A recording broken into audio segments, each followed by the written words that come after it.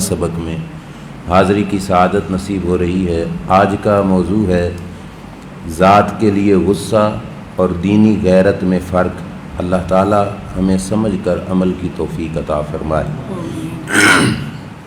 آج کا موضوع انتہائی اہم ہے، اس واسطے کہ دو چیزیں ہوں، دونوں بظاہر ایک جیسی ہوں، ایک کے کرنے سے رب راضی ہوتا ہو اور دوسری کے کرنے سے رب ناراض ہوتا ہو، ظاہری طور پر دونوں ایک جیسی ہوں، تو فرق کا سمجھنا انسان کے لیے لازمی اور ضروری ہے کہ بندہ سمجھے کہ کون سی وہ ہے کہ جس پر رب کی رضا ملے گی اور کون سی وہ ہے کہ جس پر اللہ تبارک و تعالی ناراض ہو جائے گا۔ غصہ اس کے دو پہلو ہیں، ایک ہے غصہ اپنی ذات کی خاطر کرنا، کسی نے مجھے برا کہا، مجھے مارا، مجھے تکلیف پہنچائی، اس پر میرے دل میں جو بدلہ لینے یا انتقام لینے کی خاطر خون جوش مارتا ہے، چہرے کا رنگ سرخ ہو جاتا ہے، اسے غصہ کہا جاتا ہے، اور یہ ہے غصہ ذات کے لیے۔ اس غصے کو شریعت نے کہا جس حد تک پیا جائے، برداشت کر لیا جائے، شریعت نے اس پر ثواب اور اجر کا اعلان فرمایا۔ لیکن اس غصہ کے کرنے والے کو، کسی نے مجھے تکلیف دی، میں اس پہ غصہ ہو گیا، میں نے اسے گالیاں دینی خدا نخواستہ شروع کر دیں، میں نے بھی مار پٹائی شروع کر دی، یہ غصہ آیا۔ اس غصے کو کریم آقا صلی اللہ علیہ وسلم نے ناجائز کہا، حد المقدور انسان کو پابند کیا کہ جتنا ہو سکے اس غصے سے بچتے رہنا، اور پھر کریم آقا صلی اللہ علیہ وسلم نے بچنے کے طریقے بھی ارشاد فرمائے کہ یہ غصہ اچھی بات نہیں، اس سے جتنا ہو سکے اپنے آپ کو بچانا۔ الترغیب و ترہیب میں ہے، کریم آقا صلی اللہ علیہ وسلم کی بارگاہ میں ایک شخص آیا، اس روایت سے اس بات کی اہمیت پتہ چلے گی کہ جو ذات کے لیے غصہ ہے شریعت کو کتنا ناپسند ہے، اور شریعت کے جو نصاب ہے اس کے اندر اس کو کتنا سختی سے منع کیا گیا۔ نبی کریم علیہ الصلوۃ والسلام کی بارگاہ میں ایک شخص آیا، اس نے آ کے حضور علیہ الصلوۃ والسلام سے بڑے پیارے انداز میں سوال کیا، کہنے لگا اوصنی یا رسول اللہ، آقا مجھے کوئی وصیت کیجئے، نصیحت کیجئے، کوئی مجھے اچھی بات کا حکم دیجئے۔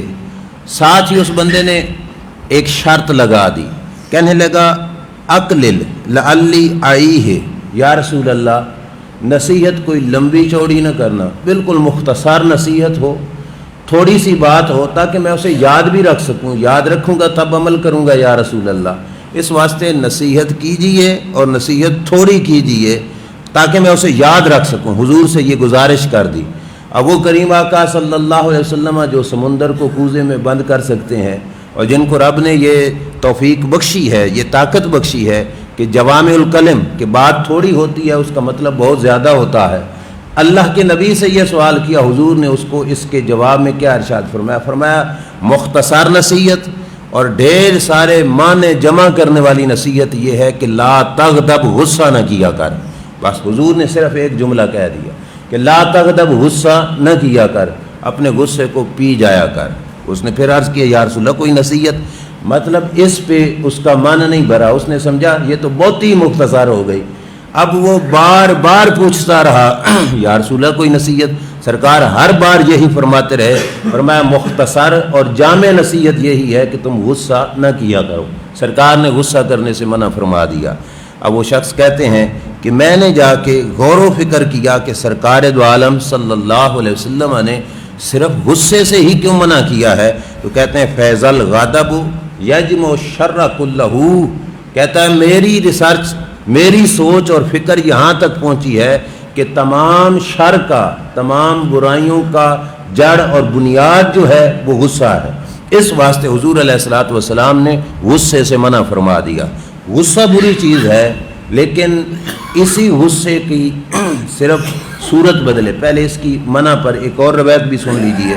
اللہ کے پیارے محبوب صلی اللہ علیہ وسلم نے، یہ مسلم شریف کی ہے، صحابہ سے پوچھا، صحابہ یہ بتاؤ رکوب کسے کہا جاتا ہے؟ اب سرکار کے سمجھانے کے طریقے مختلف تھے، سوال صحابہ سے کرتے، صحابہ کرتے یا رسول اللہ صلی اللہ علیہ وسلم آپ جانیں یا آپ کا رب جانے؟ ہمیں کیا خبر، آپ بتائیے۔ تو پھر حضور ارشاد فرماتے یعنی سوال کے بعد دیا جانے والا جو علم ہوتا ہے وہ ذہن میں محفوظ ہوتا ہے، اچھی طرح یاد ہوتا ہے، اس واسطے حضور اس طریقے کو اختیار فرماتے۔ کبھی صحابہ کرام علیہ رضوان سے پوچھا جاتا تو جو کچھ ان کے معاشرے میں معاشرتی طور پر جو جواب بنتا وہ جواب عرض کر دیتے، سرکار اس جواب پر اعتراض یعنی اس جواب کو رد کرتے کہ یہ بات نہیں، شرعاً اس کا یہ مطلب ہے اور اس کا یہ جواب ہے، حضور اس کا جواب عطا فرماتے۔ آج حضور نے صحابہ سے پوچھا رکوب کسے کہتے ہیں؟ ہمارے پیارے محبوب علیہ السلام کے صحابہ عرض کرنے لگے یا رسول اللہ، ہمارے معاشرے میں تو رکوب اسے کہا جاتا ہے جس کی اولاد نہ ہو، جو بے اولاد شخص ہو اسے رکوب کہا جاتا ہے۔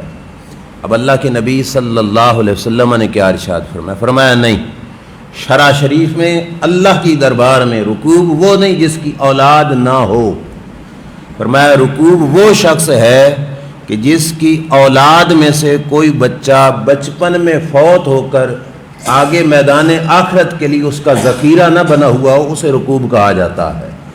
اب یہ بات شاید آپ نے نہ سمجھی ہو، ایک ہے بے اولاد ہونا، بے اولاد ہونے کو رکوب نہیں کہا جاتا، اولاد ہو لیکن جو اولاد انسان کی نابالغ یعنی بالغ ہونے سے پہلے فوت ہو جاتی ہے وہ اولاد انسان کے لیے ذخرا و اجرا، قیامت کے دن کے لیے ذخیرہ ہوتی ہے، اللہ تعالیٰ کے دربار میں اس کی بخشش کا سبب بنتی ہے اور اپنے والدین کو بخشانے کا سبب بنتی ہے۔ میرے نبی علیہ السلام نے فرمایا رکوب وہ ہے جس کی نابالغ کوئی اولاد نہ فوت ہوئی ہو، اسے رکوب کہا جاتا ہے۔ یہ مسئلہ حضور نے سمجھا دیا کہ بے اولاد کو رکوب نہیں کہا جاتا۔ اب دوسری بات فرمائی، سرکار نے فرمایا پہلوان کسے کہا جاتا ہے؟ حضور نے یہ بھی صحابہ سے پوچھ لیا، اب مسئلہ سمجھانا تھا نا۔ صحابہ نے کہا یا رسول اللہ، معاشرے میں تو پہلوان وہ ہے جس کو کوئی گرا نہ سکے، جنہوں کوئی ڈھا نہ سکے۔ نبی اکرم صلی اللہ علیہ وسلم نے ارشاد فرمایا نہیں، اللہ کے نزدیک وہ شخص پہلوان نہیں۔ پہلوان کون ہے؟ فرمایا وہ شخص جس کو غصہ آئے اور غصے کے وقت وہ اپنے آپ کو قابو میں رکھ لے، اللہ کے دربار میں وہ شخص پہلوان کہلاتا ہے۔ اب ظاہری بات ہے میدان میں پہلوانوں کو گرانے والا ہو اور ذرا سا غصہ آئے تو طلاقیں دے بیٹھے تو پہلوان وہ تو نہیں ہے نا، اپنے آپ کو قابو میں بھی تو رکھے نا۔ اپنے نفس کے غصے پر خود کو قابو نہیں کر سکا تو سرکار دو عالم صلی اللہ علیہ وسلم نے فرمایا یہ پہلوان نہیں، پہلوان وہ ہے جس نے اپنے غصے کو قابو میں کر لیا۔ اور دیکھو نا حضرت مولا مرتضیٰ شیر خدا کی مشہور بات، دشمن کے سینے پہ چڑھے بیٹھے تھے، تلوار مارنے لگے تھے، اس نے آگے سے تھوک دیا، آپ پیچھے ہٹ گئے۔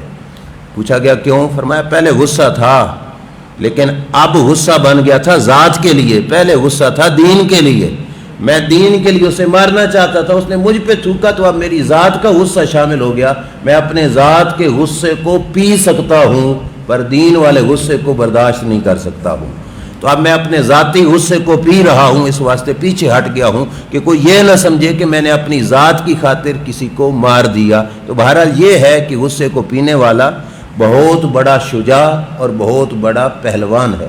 شریعت نے غصے کو ناجائز کہا، غصہ حرام ہے، یہ جملہ ہر کسی شخص کی زبان سے سنتے ہیں۔ اب آئیے میں اسی گفتگو کا دوسرا پہلو آپ کے سامنے رکھتا ہوں۔ قرآن مقدس ہے، سورہ اعراف کی آیت نمبر 150 ہے۔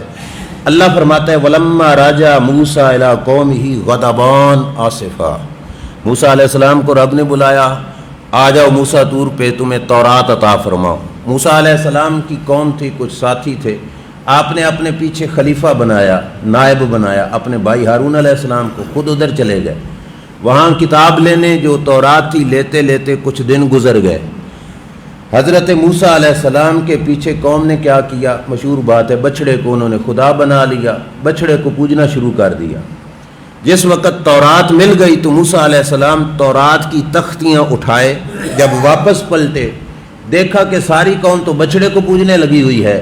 اللہ کریم نے اس منظر کو پیش کیا، فرمایا جب موسیٰ علیہ السلام پلٹے واپس آئے اپنی قوم کی طرف تو غضبان، کافی غصے میں تھے، کافی غصے میں تھے۔ موسیٰ علیہ السلام غصے میں تھے۔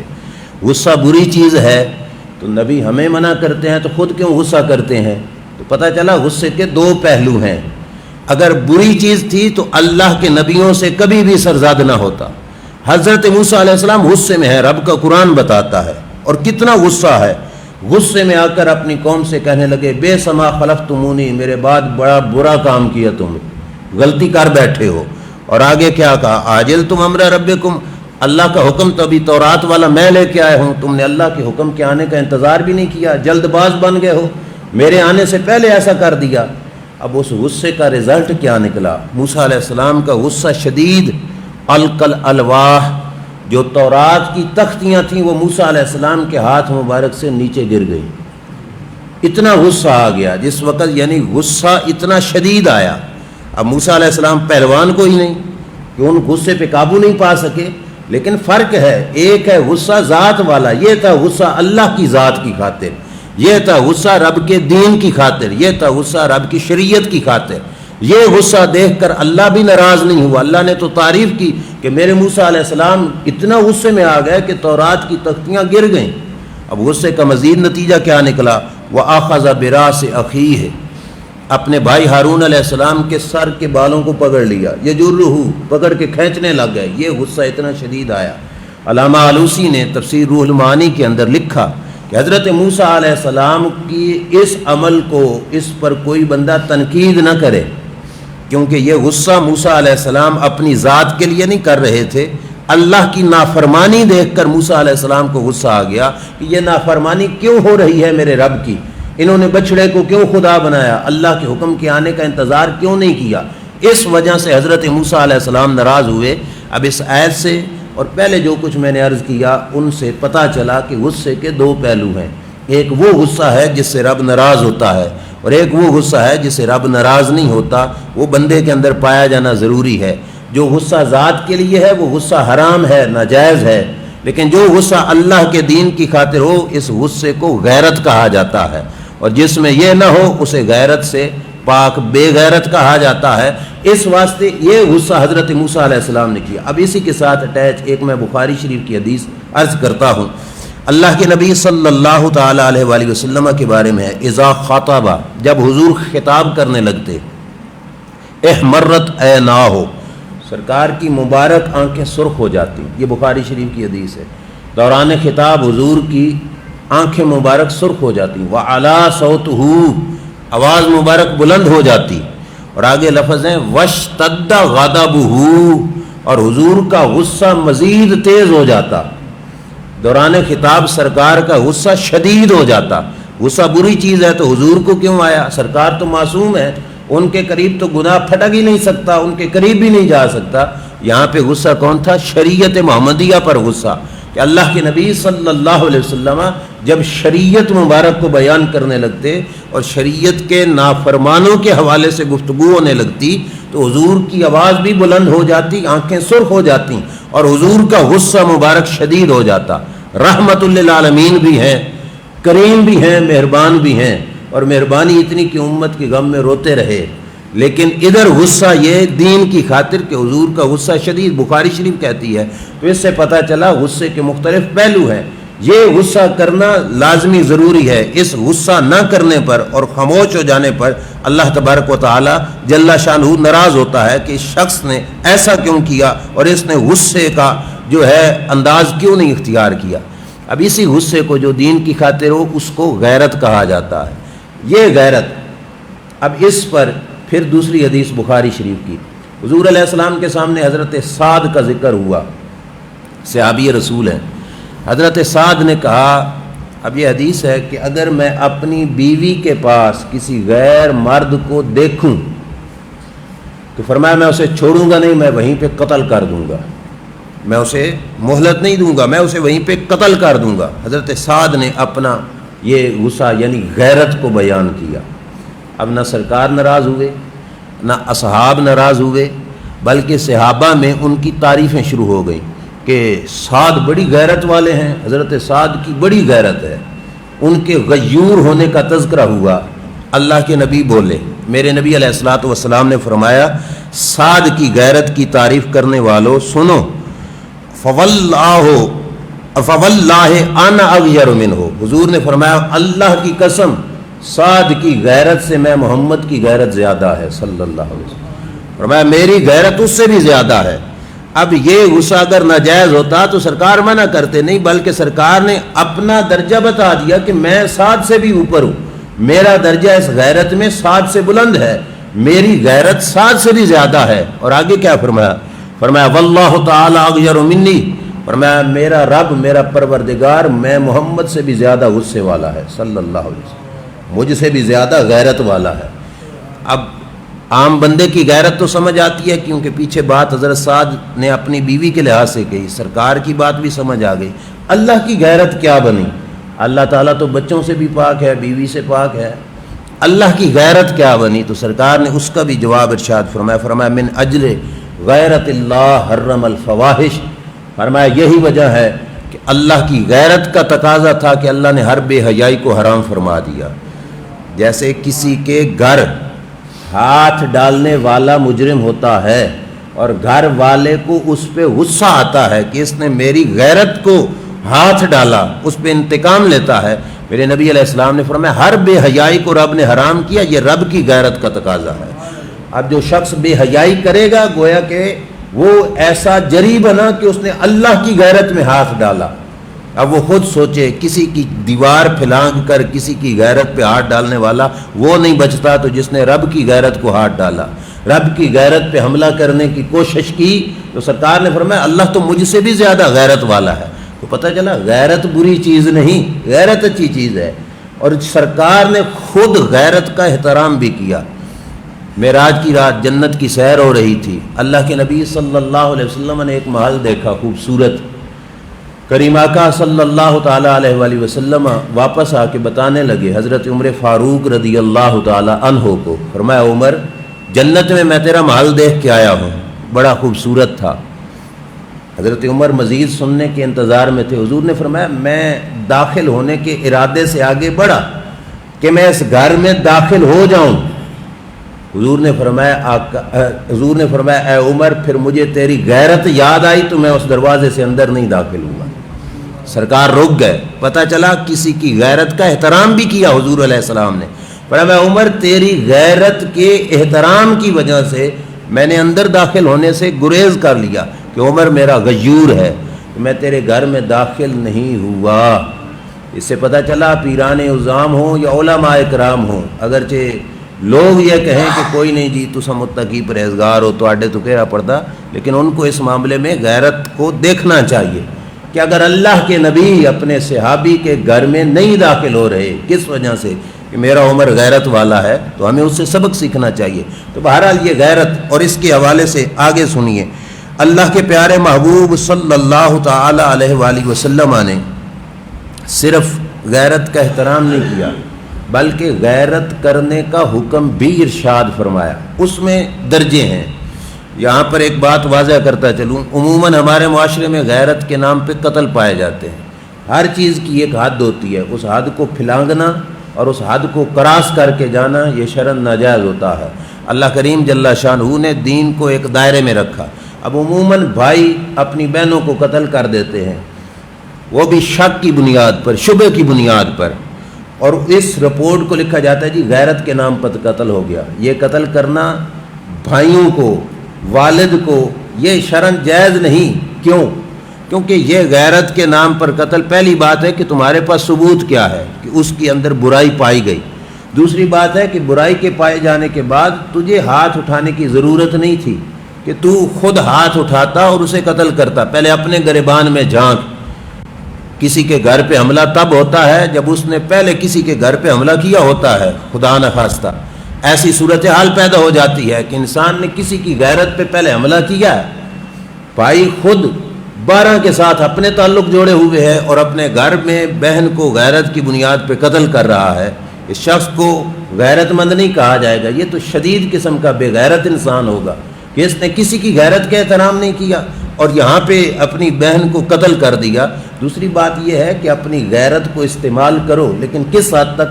جہاں تک شریعت نے تیری ملک رکھی ہے، جو کچھ تیرا ہے وہاں تک استعمال کرو۔ کسی دوسرے شخص کی جان وہ تیری ملک میں نہیں، وہ رب کی ملک میں ہے۔ یہ جان کا معاملہ وہ ہے کہ میری اپنی جان بھی میں اس کا مالک نہیں ہوں، اس کا مالک بھی رب ہے۔ میں اپنی جان کو خود ختم کروں معاذ اللہ تو یہ بنے گی خودکشی، اور یہ تو شریعت میں حرام ہے کہ کہ کسی کی جان پر حملہ کر دینا یہ اس کی لمٹ ہے کہ وہ غیرت کا کوئی تقاضا جو اس مکان تک پہنچاتا ہے وہ اور ہے، لہٰذا یہ طریقہ کار ٹھیک نہیں، اس سے منع کرو، اس کے ساتھ لڑائی کرو، جھگڑا کرو اور اس معاملے میں بولو، یہ غیرت ہے۔ نبی اکرم صلی اللہ علیہ وسلم نے فرمایا کہ دیوس بندہ کبھی جنت میں داخل نہیں ہوگا۔ یہ دیوس حضور نے فرمایا، عربی لفظ ہیں، اپنی بولی میں ترجمہ کر بے غیرت اس کا مطلب بنتا ہے۔ صحابہ نے پوچھا نا تو حضور نے وضاحت بھی کی، یا رسول اللہ دیوس کون ہوتا ہے؟ فرمایا جو اپنے گھر کی عزت پر جسے غصہ نہیں نہ آتا، فرمایا وہ شخص دیوس ہے، اور دیوس کبھی جنت میں داخل نہیں ہوگا، اس پر جنت کا داخلہ حرام ہے۔ تو غیرت کے معاملے میں اللہ کے نبی علیہ الصلوۃ والسلام نے یہ سبق ہمیں عطا فرمایا۔ یہ غیرت شرعی طور پر اس کا ایک تقاضا ہے اور اس کی ایک لمٹ ہے۔ اب اس کے بعد سنیے، جو غیرت کا یہ جو میں نے کہا نا کہ جہاں تک استطاعت ہو، درجہ ہو، وہاں تک جانا چاہیے، اپنے درجے سے آگے نہیں۔ یہ حدیث پاک میرے نبی علیہ السلام نے فرمایا، مر رأى منکم منکرا فلیغیرہ بیدہ، جس شخص نے کسی برائی کو دیکھا، فرمایا اس کا حق بنتا ہے کہ اس برائی کو اپنے ہاتھ سے روکے، ہاتھ ڈال کر اس برائی کو روک سکتا ہے تو روکے۔ یہ اس کی طاقت کے بیس پر ہے، اس کا اختیار کتنا ہے، اس کے پاس اقتدار ہے، اس کے پاس پاور ہے، تو وہاں پہ ہاتھ ڈال دے اور ہاتھ ڈال کے برائی کو روکے۔ اور حضور نے آگے بھی فرمایا فَلَمْ يَسْتَطِعْ بِيَدِهِ فَبِلِسَانِهِ، اگر برائی دیکھ کر ہاتھ سے نہیں نہ روک سکتا، مطلب اس کو شریعت نے وہاں تک جانے سے منع کیا، تو فرمایا اب زبان سے بولے، زبان سے بتائے کہ یہ برائی ہے بھائی، یہ غلط ہے، یہ ناجائز عمل ہے۔ اور اگر ایسی صورتحال پیدا ہو گئی کہ زبان سے کہنے کی بھی طاقت نہیں رکھتا، اتنا کمزور ہے، تو اللہ کے نبی علیہ السلام نے فرمایا فَإِن يَسْتَطِعْ فَبِقَلْبِهِ، اب دل میں کم از کم اسے برا ضرور جانے۔ اور فرمایا وَذَلِكَ أَضْعَفُ الْإِيمَانِ، یہ ایمان کا کمزور ترین درجہ ہے، اس کے نیچے ایمان کوئی نہیں لبے گا، کہ جس شخص کو برائی دیکھ کر دل میں بھی غیرت نہ آئے، غصہ نہ آئے، اندر اندر بھی کڑے نہیں بھائی یار یہ کیوں ہو رہا ہے، تو فرمایا پھر سمجھو ایمان سے خالی ہے۔ ظاہری بات ہے مثبت اور جو ہے منفی تار آپس میں ٹکرائے تو یہ آگ پیدا ہوگی، دو تاروں کے ٹکرنے سے آگ لگے گی۔ اگر ایمان ہوتا تو ساتھ دین کی مخالفت پہ غصہ ضرور آتا، آگ پیدا ہوتی، اندر تپش پیدا ہوتی، اس سے بول نہیں سکتا تھا، ہاتھ نہیں اٹھا سکتا تھا، کم از کم دل میں تو برا ضرور سمجھتا، چہرے کے اثرات بدل جاتے۔ اور صحابہ فرماتے ہیں ہم حضور کی بارگاہ میں بیٹھے ہوتے تو ہم ناجائز اور جائز کام کا پتہ حضور کے چہرے کو دیکھ کے کر لیا کرتے تھے، سرکار کے چہرے انور سے پتہ چل جاتا تھا کہ یہ کام ٹھیک نہیں، حضور کے چہرے کا رنگ بدل جاتا، سرکار کے مزاج شریف کے اندر جو ہے تبدیلی آ جاتی۔ اس واسطے اس چیز کو خاص طور پر جو ہے ظاہر کرنا اور سمجھنا ضروری ہے۔ آخری روایت جس پر میں بات کو ختم کرتا ہوں کہ یہ غیرت کا سبق اس واسطے دیا جا رہا ہے کہ غیرت انسان کو اللہ کے بڑے سے بڑے عذاب سے بچاتی ہے۔ اگر انسان کی غیرت بند ہو جائے، ختم ہو جائے اور یہ سوئچ آف ہو جائے تو پھر انسان سجدہ کرنے کے باوجود بھی اللہ کے عذاب سے نہیں بچ سکتا۔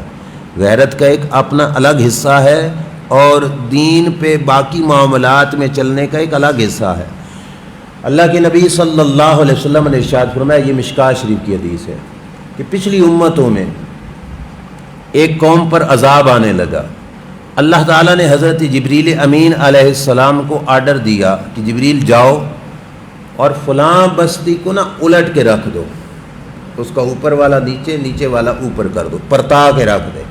حضرت جبریل کو آرڈر دیا نکل مدینہ قضا و قضا بأہلہا، اس بستی کو مہلت بھی نہ ملے، بس جاؤ اور پرتا کے رکھ دو، الٹا کے رکھ دو۔ اب اللہ کے فرشتے جبریل امین علیہ السلام اللہ کے دربار میں عرض گزار ہوئے، انہوں نے سوال کیا، ہمارا فائدہ ہو گیا۔ انہوں نے عرض کیا یا اللہ ان فیہا رجلا لم یاسک طرفۃ العین، یا اللہ اس بستی میں ایک شخص ہے جس نے آنکھ کے جھپکنے کی دیر بھی تیری نافرمانی نہیں کی، مطلب اس کی ساری زندگی فرما برداری میں گزری، اتنی ساری دیر بھی اس نے کبھی تیری نافرمانی نہیں کی، فرما بردار ہے مولا تیرا۔ اس गुनाहगारों की बस्ती में वो नेकोकार भी रहता है मौला, या अल्लाह उसे भी परता के रख दूं या उसे बाहर निकाल के फिर बस्ती को परताऊं, उल्टा दूं। अल्लाह ने फरमाया जाओ उस शख्स समेत ही बस्ती को उल्टा के रख दो। नेकोकार कितना है, अब हम अपने बदन में झांकें तो हमारा तो लम्हा लम्हा गुनाहों में नाफरमानियों में गुजरता है। वो इतना नेकोकार था जिसने पलक झपकने की देर भी नाफरमानी नहीं की थी, लेकिन वो उस कौम के साथ मारा जा रहा है। अल्लाह ने वजह बयान की, वजह क्या है, फरमाया फ़इन्ना वजहहू लम यतमअर फ़िया साअतन कत्तो। फरमाया जिब्रील मैं उसकी इबादतें देखूं या उसके गैरत वाले मामले को देखूं। जिस बस्ती में रहता है उस बस्ती में मेरी नाफरमानियाँ होती रहीं, लोग गुनाह करते रहे, लोग जुर्म करते रहे, लोग अल्लाह रसूल की नाफरमानी करते रहे, लेकिन इस शख्स ने मुसल्ला तो बचाया, सजदे पे सजदा करता रहा, इबादत करता रहा, लेकिन इसके चेहरे का रंग भी कभी मेरी ज़ात के लिए गुस्से में नहीं बदला। मतलब इसके बातिन में भी कभी गुस्सा नहीं आया। चलो हाथ नहीं उठा सकता था, जुबान से बोलता, जुबान से भी नहीं बोल सकता था, तो कम अज कम अंदर अंदर तो कुड़ता ना, भाई यार मेरे रब की नाफरमानी क्यों हो रही है। फरमाया इसके चेहरे का रंग भी नहीं बदला। जाओ जिब्रील, इस वजह से कि इसने नाफरमानी देख कर भी इजहार गुस्सा नहीं किया, गैरत का इजहार नहीं किया। फरमाया जिब्रील जाओ इसको भी उल्टा के रख दो। क्यों? क्योंकि मुझे इसके सजदों की ज़रूरत नहीं। मैंने मूसा अलैहिस्सलाम को भी कहा था कि सबसे अल्लाह के यहाँ जो खालिसतन रब के लिए अमल है वो है अल्लाह की रज़ा के लिए अल्लाह वालों से दोस्ती और रब के दुश्मनों से दुश्मनी करना, और इसने वो नहीं की, लिहाजा इसको भी उल्टा के रख दो। ये हमारा जो है सिलसिला जो गैरत का है, इसका तकाजा है कि हम फ़कत और फ़कत अपने मुसल्ले को बचाने के साथ साथ, कोई बंदा कहे भाई मेरी तो तस्बीह ठीक है, मैं तो ठीक पढ़ता हूँ, मेरी नमाज ठीक है, मैं 5 टाइम का नमाजी हूँ, ठीक है, मैं तो तिलावत भी करता हूँ, मेरे बच्चे भी ठीक हैं, सारा कुछ, लेकिन मेरा पड़ोसी नहीं ठीक, तो कोई बात नहीं, वो अपने घर मैं अपने घर। ये जुमला बड़ा सख्त है, वो अपने घर तू अपने घर नहीं। ये उम्मत मुस्तफ़ा सारी की सारी एक कश्ती में है। ये मैं नहीं कह रहा, ये सरकार ने फरमाया, ये सारी की सारी उम्मत एक कश्ती में है। और सरकार ने फरमाया कि मेरी उम्मत के गुनाहगार की मिसाल ऐसे है कि एक कश्ती में बैठे हुए, फरमाया कि हुजूर ने मिसाल समझाई, फरमाया उसे पानी की पड़ी ज़रूरत, उसने दूसरे से कहा यार पानी दो, उन्होंने कहा नहीं हम नहीं देते, तो उसने कुल्हाड़ा पकड़ा कि चलो मैं कश्ती में सुराख करता हूँ, नीचे से पानी आएगा हम पिएंगे। अब सरकार फरमाते हैं कि अगर बाकी बैठे देखते रहे कि वो सुराख अपनी जगह पे कर रहा है, साडा की वो अपने घर असी अपने घर, तो सरकार ने फरमाया सुराख कर दिया तो कल्ला वो नहीं डूबेगा, सारी कश्ती को लेके डूबेगा। और फरमाया अगर दूसरों ने गैरत खाई और दूसरे को कहा भाई खुदा का नाम है बाज आ जा, अब ज़ाहिरी बात है ऐसा कोई करने लगे तो लोग हाथ सिर्फ नहीं पकड़ते, पाँव भी पकड़ लेते हैं, तरले करते हैं, मिन्नतें करते हैं, भाई यार सारे ने गाटे क्यों पाऊँ, माफ़ कर दे सबको, ना कर, हाथ जोड़ देते हैं, पाँव पकड़ते हैं, भाई ना कर। सरकार ने फरमाया अगर उसके हाथ से कुल्हाड़ा रोक लिया फिर कल्ला वो नहीं बचेगा, अल्लाह सबको निजात अता फरमा देगा। लिहाजा गुनाहगार, खताकार, गलती करने वाले को जितना प्यार से हो सके समझाओ। ज़रूरी तो नहीं कि गैरत का ये मतलब है कि जाते ही सीधा मुक्का लगा दो, चल भाई ऐसे ना कर, नहीं, तकाजे हैं मुख्तलिफ, उसे समझाओ। और चूँकि इस पूरी कश्ती को बचाना है तो बेशक हाथ जोड़ दो उसके सामने, उसे कहो भाई खुदा का नाम है, ये हराम काम न कर, पूरा मोहल्ला बर्बाद हो जाएगा, पूरी बस्ती बर्बाद हो जाएगी। लिहाजा लेकिन इस तरफ कभी ना जाना कि कोई ये सोच दे, कोई फिक्र दे कि चलो वो अपने घर थे अपने घर, उनका अपना मामला हमारा अपना मामला, नहीं, कश्ती एक है, सारे के सारे एक कश्ती में है। लिहाजा इस्लाह की सबको ज़रूरत है, और इस्लाह के लिए सिर्फ मस्जिद का मिंबर नहीं, हर बंदा, सरकार ने फरमाया हर बंदे की ड्यूटी है कि वो इस्लाही मामलात में कोशिश करे और लोगों को समझाने का सिलसिला शुरू करे। ये एक गैरत का तकाजा है। अल्लाह तबारक व तआला हमें समझ कर अमल की तौफीक अता फरमाए। व आखिर दावाया